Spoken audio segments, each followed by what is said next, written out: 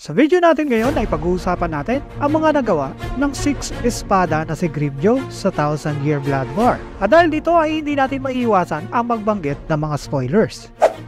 Huli nating nakita si Grimmjow noong natalo na siya ni Ichigo sa Hueco Mundo. Noong napakalaki na ng damage si Grimmjow at nag-revert na siya sa kanyang normal Arrancar form, ay sinubukan niyang kalabanin ulit si Ichigo. Pero bigla naman siyang hinatake ng 5th espada na si Noetra. Pagkatapos ito ay na-off-screen na si Grimmjow hanggang matapos ang Hueco Mundo arc. Pero kahit ganito ay nakita naman natin na hindi namatay si Grimmjow sa atake ni Noetra. Kaya alam natin na katulad ng ibang Arrancar ay nakasurvive din si Grimmjow at na-confirm natin to sa chapter 500 ng manga.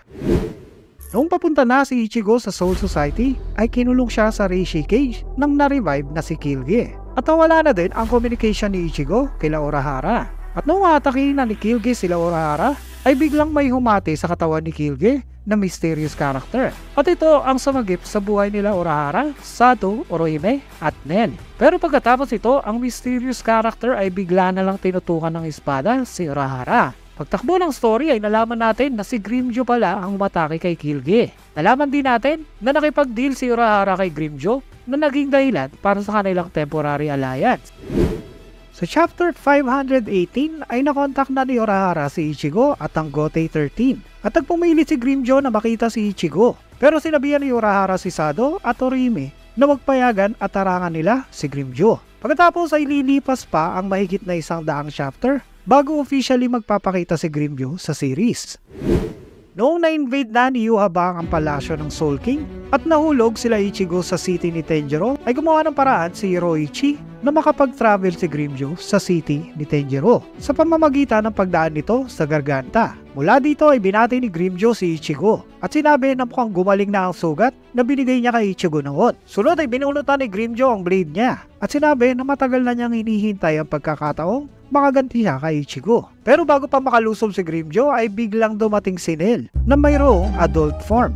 Pinali si Grimmjow si Nel pero sinabi ni Nel na number 3 siya at walang dahilan para makinig siya sa utos ng mas mababang rank ng espada. Dito ay namon na ni Grimmjow si Nel at sinabi ni Grimmjow na wala nang silbi ang number ng mga espada mula nung nawala si Aizen. Pero bago pa sila makapaglaban ay biglang may nagsalita na kailangan na nilang umalis at pinakita na ang mga ito pala ay ang mga Fullbringers na si Riruka at Yukio. Naggumawa ng elevator para makapunta ulit sila sa Spirit Palace. Habang nasa elevator sila ay tinanong ni Ichigo si Grimmjow kung bakit nagdesisyon si Grimmjow na kumampi at tulungan sila Ichigo. Hinabi ni Grimmjow na hindi siya kumampi kila Ichigo. Ang dahilan lang kung bakit siya sumama ay dahil kapag nanalo si Yhwach sa gera ay mawawala din ang Hueco Mundo. At kapag nawala ang Hueco Mundo ay mawawala din ang chance si Grimmjow na patayin si Ichigo. Pagdating ng grupo nila sa Soul King Palace ay biglang tumakbo si Grimmjow papalayo sa kanilang grupo. Dahil ayon sa kanya ay mas mahirapan siyang gumalaw kapag kasama niya ang grupo nila Ichigo. At ito ay kinainis ni Nel. Pero bago pa makalayo si Grimmjow ay may nakita silang Quincy sa lugar. At dahil dito ay nag-launch ng surprise attack si Grimmjow laban sa Quincy na nakita nila. Ang Quincy pala ay si Askin na isa sa Royal Guard ni Yhwach na may designation na letter D, the death-dealing Askin, na ang specialty ay poison. Katapos ng atake ni Grimmjow ay inakala niya na napatay na niya si Askin. Habang si Ichigo naman ay galit na sinabi kay Grimmjow na hindi dapat siya lumulusob na mag-isa sa laban. Pero pinatahimik ni Grimmjow si Ichigo at sinabi na hindi siya tatanggap ng orders kay Ichigo. Pagkatapos nito ay biglang pinakita si Askin na tumayo at biglang tumakbo palayo kila Grimmjow. Dahil dito ay inasar ni Ichigo si Grimmjow at sinabi na hinayaan ni Grimmjow na makatakas si Askin. Hinabihan ni Grimmjow si Askin na tumigil sa pagtakbo. Habang si Askin naman ay sinabi na titigil lang siya sa pagtakbo niya kung sasabihin ni Grimmjow na hindi siya papatayin nito. Pero sinabi ni Grimmjow na mamamatay lang si Askin kung mas mahina si Askin kesa kay Grimmjow. Dahil dito ay lalong kumaripas ng takbo si Askin. Ito ay kinagalit ni Grimmjow at tinanong si Askin kung bakit ayaw nito makipaglaban sa kanya. Sinabi ni Askin na hindi siya nagpunta doon para makipaglaban. Pumunta siya doon para patayin ang grupo nila Ichigo. At gagawin niya to ng pasikreto. Sunod ay tinanong ni Askin kung sino si Grimmjow. Sinabi ni Grimmjow na kalaban din siya ni Ichigo. Dahil dito ay sinabi ni Askin na kung ganun pala ay magandang mag-team up na lang sila ni Grimmjow para patayin nila si Ichigo. Sunod ay nagalit si Grimmjow dahil sa kadaldalan ni Askin at tinransform na ni Grimmjow ang mga kamay niya sa kulay black na may matatalas na claw para atakihin niya si Askin.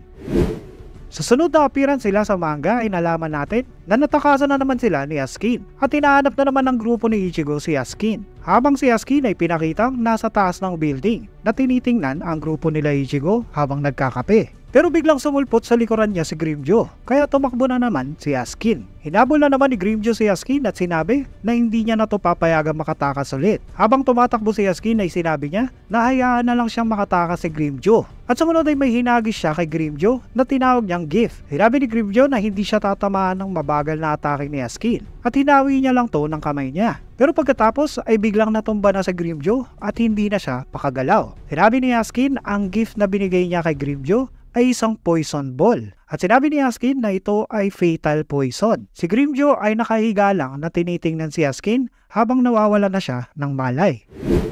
Sunod nating makikita sa series si Grimmjow ay sa labanan na ni Yaskin at Urahara. Sa chapter na to ay nirelease na ni Urahara ang kanyang Bankai sa unang pagkakataon sa series. Habang si Yaskin naman ay nag-release na din ng kanyang ball standing. Sa labanan ay nalaman na ni Yaskin kung paano makounter ang Bankai ni Urahara. At noong inatake na ni Yaskin ang malaking gift ball si Urahara, ay bigla na lang may kamay na bumuta sa dibdib ni Yaskin na hawak ang puso niya. Sunod ay pinasalamatan na ni Urahara ang tumulong sa kanya. At ito pala ay si Grimmjow na nakita natin na nirelease na ang kanyang resurrection form.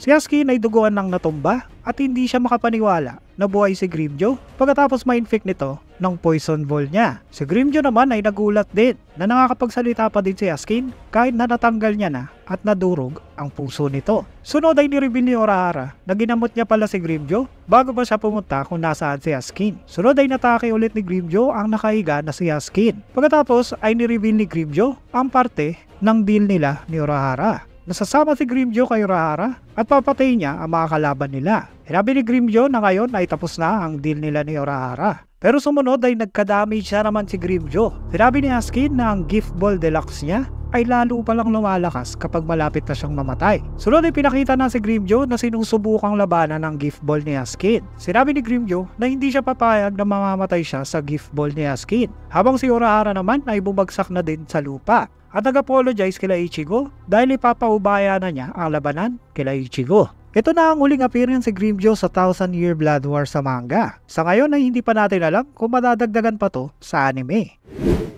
Pero ang good news ay hindi namatay si Grimmjow sa atake ni Yaskin. Pati na din si Urahara. Pareho silang nakasurvive sa 1000-Year Blood War. Pero ang susunod na appearance ng dalawa ay sa Bleach Light Novel.